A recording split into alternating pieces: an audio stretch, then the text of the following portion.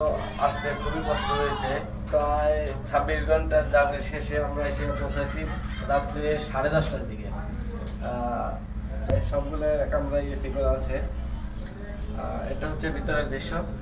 দুই সাইডে কামরাগুলো আছে, আর উপরে তো আছেই সবার জন্য ফ্রি স্পেস। চার সাইডের সিনারিগুলো দেখা যায়। কেটেলার খুবই সন্নিকটে এসে পড়েছি। অসাধারণ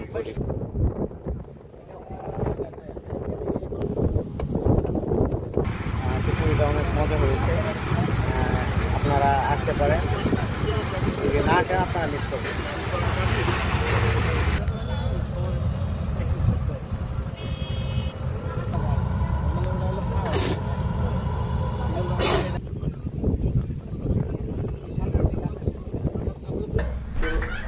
মূল সমস্যা হচ্ছে যে ঢাকা থেকে সিলেটের রাস্তার অবস্থা খুবই খারাপ।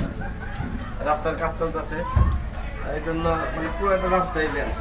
আমাদের চন্দ্রা থেকে একদম বুট পর্যন্ত এসে পৌঁছাইতে প্রায় 26 ঘন্টার মতো সময় লাগছে।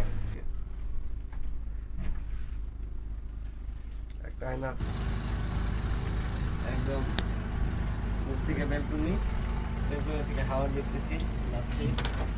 আবার রুমের ভিতর থেকেও দেখা যাবে। রুমের বাইরে একটা রুম পর্দা আছে, পর্দা সরাইলে বাইরে থেকে কিন্তু ভিতরে দেখা যাবে, সেই জন্য পর্দা দিয়ে রাখতে হবে সব। ঝুলন্ত অবস্থা পানি দেখতেছি, রুমে বসে ভালো লাগতেছে আর কি। এত সুন্দর যা আসলে না আসলে বোঝা যাবে না। সবাইকে ধন্যবাদ। আসসালামু আলাইকুম।